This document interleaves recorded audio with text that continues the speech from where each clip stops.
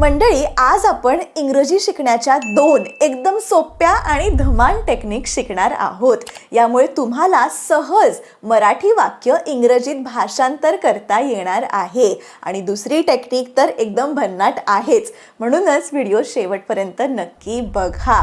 आता पहिली technique is कसलं टेक्निक. असलं कसलं म्हणजे कसलं टेक्निक. कसलं म्हणजेच KSL टेक्निक. मी तुम्हाला सांगतेय KSL टेक्निक. लक्षात ठेवा. क म्हणजे कीवर्ड, स म्हणजे स्ट्रक्चर आणि ल म्हणजे लॉजिक. या 3 गोष्टी लक्षात ठेवायच्या आहेत. KSL कसलं टेक्निक.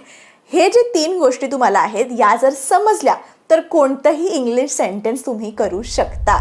पहिले बघूया K फॉर कीवर्ड.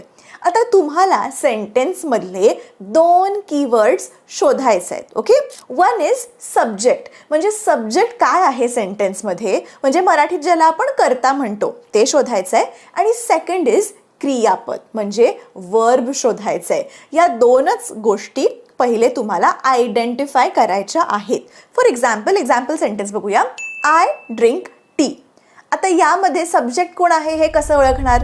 तर मी ॲक्शन करतेय ना, मी चहा पितीये, सो मी ॲक्शन करतेय, so I am the subject. So इकडे आय झाला तुमचा सब्जेक्ट, आय झाला कर्ता. आणि आता ड्रिंक ही एक क्रिया आहे, म्हणजे वर्ब आहे, काहीतरी करतेय ना, काहीतरी ॲक्शन आहे. सो ड्रिंक हे तुमचं झालं क्रियापद. सो सध्या कीवर्ड्स 2च कीवर्ड शोधायचे आहेत. एक तर क्रियापद वर्ब आणि एक तर सब्जेक्ट. ठीक आहे, हे शोधलं आपण, बास. सध्या या 2च गोष्टी आयडेंटिफाय करायच्या आहेत. आता नेक्स्ट काय आहे. S for structure. Sentence structure लक्षात घ्या. आपण बोलताना बघा कधी कधी प्रेझेंट टेन्समध्ये बोलतो, कधी कधी पास्ट टेन्समध्ये बोलतो, कधी कधी फ्युचर टेन्समध्ये बोलतो. तर आता हे तुम्हाला स्क्रीनवर दिसत आहेत ना, हे फॉर्म्युलाज आधी तर लक्षात ठेवा. प्रेझेंट टेन्स असेल म्हणजेच वर्तमान काळ असेल तर काय करायचं आहे.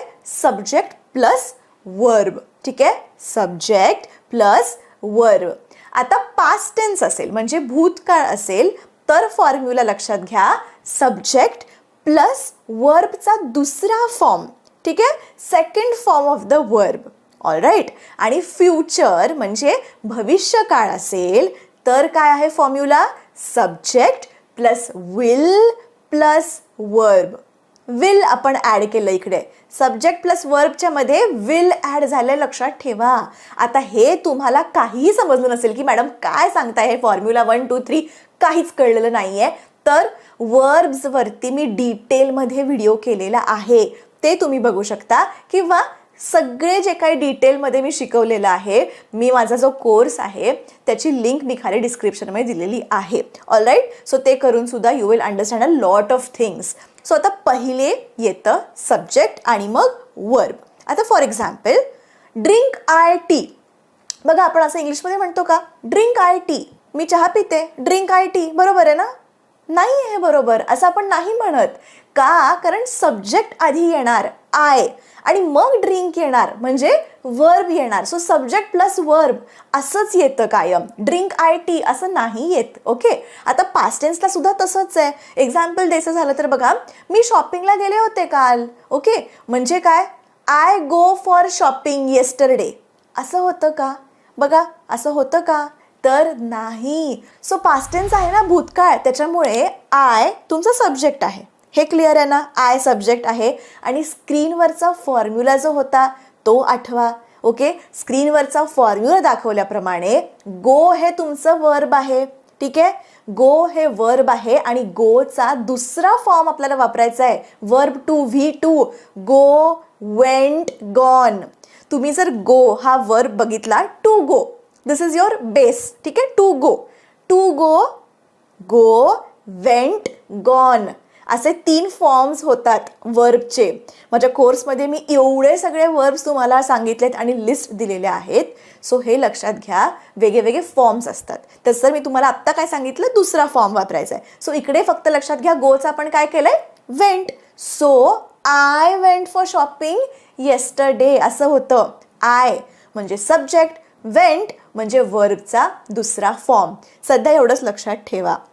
आता तिसरी आणि शेवटची पायरी लक्षात घ्या, सो दॅट तुम्हाला सगळंच लॉजिक कळेल. तिसरं पायरी आहे लॉजिकचीच. कसलं मधलं लॉजिक. आता आपलं वाक्य अर्थपूर्ण कसं होईल ते आपल्याला पाहायचंय. ओके, म्हणजे आपण नुसतं I drink, I go, I do असं म्हटलं तर हे किती इलॉजिकल आहे. काहीतरी लॉजिक बनतं का? तर नाही. आता बघा ना, मी पितो, हे वाक्य पूर्ण आहे का? नाही. अरे बाबा, तू काय पितोस ते तर सांग. ज्यूस पितो, कॉफी पितो, पाणी पितो, काय पितो? तर म्हणून लॉजिक वर्ड इकडे काय होणार या वाक्यात?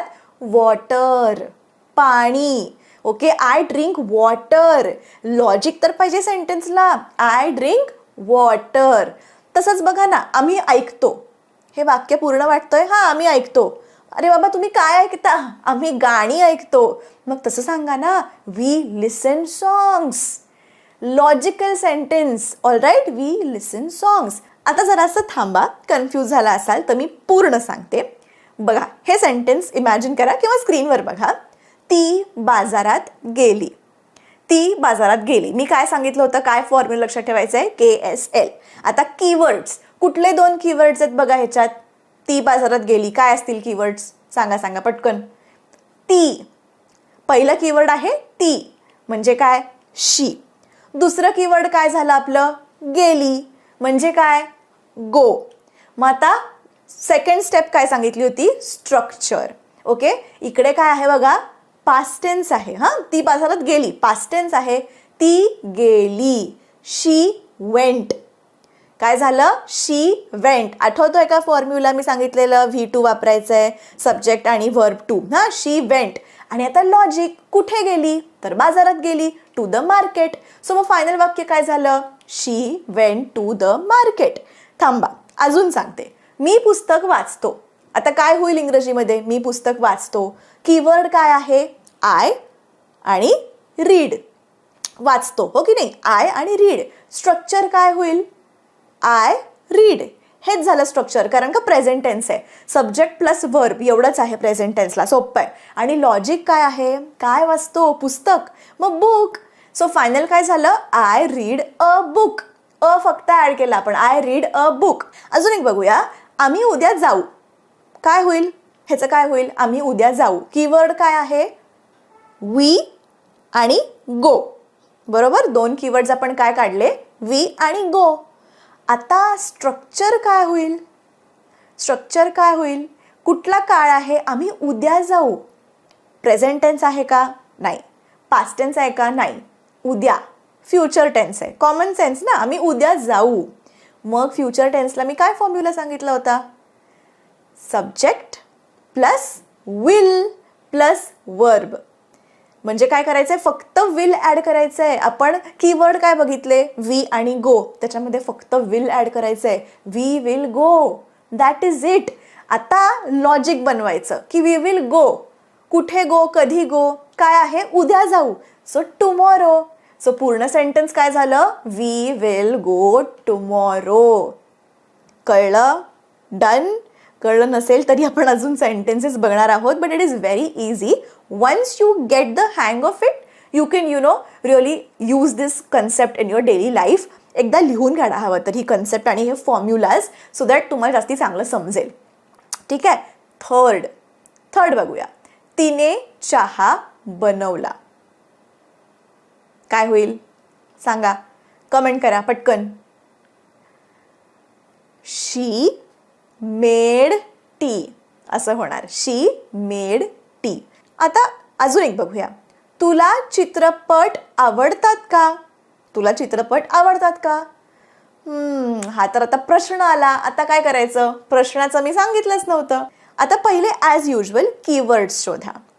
तुला म्हणजे यू, आवडतो म्हणजे लाईक. ठीक आहे, हे 2 कीवर्ड झाले. स्ट्रक्चर काय आहे? You like. ठीक आहे, यू लाईक. आणि लॉजिक काय झालं? मूवीज. मग आता फायनल काय होणार? यू लाईक मूवीज असं होणार का? काहीतरी अर्धवट वाटतंय ना, काहीतरी चुकल्यासारखं वाटतंय ना. आता काय करायचं? यातला का जो आहे तो कुठे गेलाय? का म्हणजे काय? व्हाय. सो व्हाय आपण नाही ऍड केला ना. यू लाईक मूवीज व्हाय असं होईल का वाक्य? तर असं पण नाही होणार. तर आता प्रश्न असेल तर का इंग्लिशमध्ये पहिला येतो. So we always ask the question, जे क्वेश्चन वर्ड आहे तो पहिलं येतं. व्हाय यू लाईक मूवीज असं होणार, पण असंही होणार नाहीये, कारण इकडे पण काहीतरी गडबड आहे. आता तुम्ही जर हे वाक्य असंच्या असं मराठीत केलं तर याचा अर्थ काय होतो बघा, की तुला का बरं चित्रपट आवडतात, व्हाय यू लाईक मूवीज. पण आपलं मूळ मराठी वाक्य काय होतं आठवा बरं. आपला प्रश्न हा नाहीच आहे. आपलं काय होतं, तुला चित्रपट आवडतात का. आता याचं उत्तर काय असेल, हो आवडतात किंवा नाही मला नाही आवडत. मग इंग्लिशमध्ये जेव्हा एखाद्या प्रश्नाचं उत्तर हो किंवा नाही असं अपेक्षित असतं तेव्हा डू किंवा डज किंवा डिडचा वापर करतात. आता यावर सुद्धा मी डिटेल व्हिडिओ बनवलाय, नक्की बघा. आणि वन्स अगेन सांगते, जो माझा कोर्स आहे, माझा ॲप आहे स्वतःचा, त्याच्यावर मी कोर्स केलेला आहे. सगळी माहिती डिस्क्रिप्शनमध्ये दिलेली आहे. तर आता फायनल वाक्य आपलं काय झालं, डू यू लाईक मूवीज. जेव्हा येस आणि नो असं उत्तर असतं तेव्हा डूचा वापर केला जातो. डू यू लाईक मूवीज असं आपलं हे क्वेश्चन होणार. आता अजून एक, हे बघा, हे पण एक गमतीशीर वाक्य आहे. तो खेळतो. बस एवढंच वाक्य आपलं. तो खेळतो. काय असेल कीवर्ड, तो आणि खेळतो म्हणजे ही आणि प्लेज. स्ट्रक्चर काय आहे बघा, हे वर्तमान काळातलं वाक्य आहे, present tense. So he plays. मग आता लॉजिक काय आहे, इकडे आपल्याला काही एक्स्ट्रा इन्फॉर्मेशन दिलीच नाहीये, वाक्यच तसं आहे. सो मग फायनल वाक्य काय, he plays, that is it. काहीच डोकं वापरायचं नाही. कळतंय? आय होप तुम्हाला कळतंय. इथपर्यंत कळलं असेल तर कमेंट करून सांगा की हो मॅडम कळलंय, किंवा नाही मॅडम सगळं डोक्यावरून गेलं. जे काही असेल मला कळवा, नाही तर मला कळणारच नाही की मी एक्सप्लेन करतेय तर तुम्हाला कळते का नाही कळतंय. 6वं वाक्य बघूया. त्यांनी पुस्तक वाचलं का. कीवर्ड काय आहे, त्यांनी म्हणजे दे, त्यांनी दे, आणि वाचलं म्हणजे काय, रीड. रीड. आता काय आहे स्ट्रक्चर, येस नो क्वेश्चन झाला हा मगाच सारखा. सो आपण काय वापरणार आहोत, डू डज किंवा डिड. मी सांगितलं होतं did they read. Question word पहिला येणार सांगितलं होतं की नाही मगाशी, डिड दे रीड. आणि आता लॉजिक काय आहे, book. So did they read the book, did they read the book असा तुमचा क्वेश्चन येणार. आम्ही काल पावसात भिजलो. कीवर्ड काय आहे, आम्ही, म्हणजे वी. भिजलो हे तुमचं वर्ब आहे. सो भिजलो इज गॉट वेट. स्ट्रक्चर काय आहे, काल ना, past tense. So we got wet. Okay, subject plus वर्बचा two form, verb two, V two. So we got wet. आणि लॉजिक काय आहे, कधी, कुठे, काल, पावसात. So yesterday in the rain. म्हणजे आता अख्खं वाक्य काय झालं, we got wet in the rain yesterday. We got wet in the rain yesterday. अजून एक वाक्य बघू. तो सकाळी लवकर उठतो. कीवर्ड काय आहे, तो म्हणजे ही, आणि उठतो म्हणजे गेट्स अप. आता स्ट्रक्चर काय झालं इकडे, प्रेझेंट टेन्स आहे. Okay, so he gets up. आणि लॉजिक काय झालं, सकाळी लवकर. So early in the morning. He gets up early in the morning. झालं वाक्य तयार, इझी. मी तुला उद्या फोन करेन. कीवर्ड काय आहे, मी म्हणजे आय. फोन करीन म्हणजे, फोन करीन म्हणजे काय होणार, फोन करीन, विल कॉल. ठीक आहे, विल कॉल. फोन करीन किंवा नुसतं फोन जरी म्हटलं कॉल. ठीक आहे, आय आणि कॉल. आता स्ट्रक्चरमध्ये विल लागणारच आहे कारण का future tense. So I will call हे तुम्हाला समजलं. आणि लॉजिक काय आहे, तुला म्हणजे यू, आणि उद्या म्हणजे tomorrow. I will call you tomorrow. कळलं. सो ह्याच्यामध्ये KSL टेक्निक पण महत्त्वाची आहे, फॉर्म्युला सांगितले ते पण महत्त्वाचं आहे. आता मी देते 5 वाक्य तुम्हाला. स्क्रीनवर बघा, ही 5 वाक्य तुम्ही बघा KSL टेक्निक करून ही वाक्य काय होतात इंग्लिशमध्ये मला कमेंट करून सांगायची आहेत. हाच तुमचा होमवर्क आहे. ओके, ती घरी का आली, आम्ही दररोज शाळेत जातो, त्यांनी मला मदत केली, तू संध्याकाळी काय करतोस, आणि मी नवीन गाडी खरेदी केली. मला 5 सेंटेन्सेस तुम्हा सर्वांकडून कमेंटमध्ये पाहिजे. म्हणजे मला कळेल की तुम्हाला कळलंय का नाही कळलंय. ओके, व्हिडिओ संपलेला नाहीये, थांबा. ही होती फर्स्ट टेक्निक. दुसरी टेक्निक खूपच सोपी आहे. ओके, आणि भन्नाट आहे, काही डोकं लावायचं नाहीये, पण ती बघण्याआधी तुम्हाला पुन्हा एकदा आठवण करून देते की तुम्ही जर सिरियस असाल ना, काहीतरी गोल आहे बाबा लाईफमध्ये, इंटरव्ह्यू क्रॅक करायचा आहे, पेरेंट्स टीचर्स मीटिंगमध्ये बोलता येत नाही आहे इंग्लिश, कलिग्स बरोबर बोलता येत नाही आहे, प्रमोशन थांबलं आहे, काहीही गोल असेल तुमच्या आयुष्यात इंग्लिश शिकण्याबाबत, तर माझे जे कोर्सेस आहेत नक्की बघा. ॲपमध्ये सगळी माहिती दिलेली आहे. ॲपची लिंक खाली डिस्क्रिप्शनमध्ये दिलेली आहे. ठीक आहे, तर आता मी काय सांगत होते, दुसरी पद्धत जी आहे ना शिकण्याआधी, एक डिस्क्लेमर द्यायचं आहे की ही पद्धत सर्वांसाठी असली तरी, जर तुम्ही स्टुडंट असाल किंवा कुठल्या तरी एक्झामसाठी तुम्ही प्रिपेअर करताय, तर अशा वेळी ही जी आत्ता मी पद्धत सांगणार आहे ना ती कामी येणार नाही आहे. त्यासाठी तुम्हाला नीट ग्रामरच शिकावं लागेल. ते सगळं आपल्या चॅनलवर आहेच आहे, कोर्समध्ये पण अवेलेबल आहे. तर अगदी सिम्पल, जेव्हा तुम्ही बाहेर आहात आणि पटकन तुम्हाला काहीतरी मराठी वाक्य इंग्रजीमध्ये करून बोलायचं आहे, तर ही पद्धत बेस्ट आहे. एक्झाम्पल, मी रोज सकाळी 7 वाजता उठून व्यायाम करतो. हे वाक्य बोलायचं आहे. मी रोज सकाळी 7 वाजता उठून व्यायाम करतो. आता इथे तुम्हाला जे काही इंग्रजीत शब्द माहिती आहेत, ओके, ते तुमच्या मोबाईलवर टाईप करा. I everyday morning wake up 7 o'clock किंवा 7 AM exercise. I everyday morning wake up 7 AM exercise. आता तुमच्या फोनमध्ये किंवा लॅपटॉपमध्ये क्रोम किंवा कुठलाही वेब ब्राउझर आहे तो ओपन करायचा. वरचा जो ॲड्रेस बार असतो किंवा google.com सर्च बार असतो त्याच्यामध्ये टाकायचं करेक्ट माय सेंटेन्स. करेक्ट माय सेंटेन्स असं डॅश करायचं आणि मग तुम्ही तुमचं वाक्य लिहायचं. जे काय तुम्ही शब्द तुटक फुटक तुम्हाला माहिती आहेत ते एंटर करा आणि मग लगेचच करेक्ट वाक्य तुमच्या समोर येईल. एंटर केल्या केल्या लगेच गुगल म्हणेल की did you mean this instead of this, मग you have the right sentence. सर्वात सोपी पद्धत आहे आणि बिनधास्त टेक्नॉलॉजीचा वापर करायचा. आता आपण UPI सुद्धा वापरतोय ना, अगदी तसंच, फक्त परीक्षा वगैरे देत असताना असं करू नका. बाकी रोजच्या जीवनात तुम्ही हे सहजपणे वापरू शकता. तुम्ही रोज 5 वाक्य KSL टेक्निक वापरून बनवा. बघा, अगदी 10 दिवसातच तुमचा कॉन्फिडन्स डबल होईल. आय होप तुम्हाला आजची कन्सेप्ट आवडली असेल. भेटूया पुढच्या व्हिडिओमध्ये. तोपर्यंत keep practicing English and take care.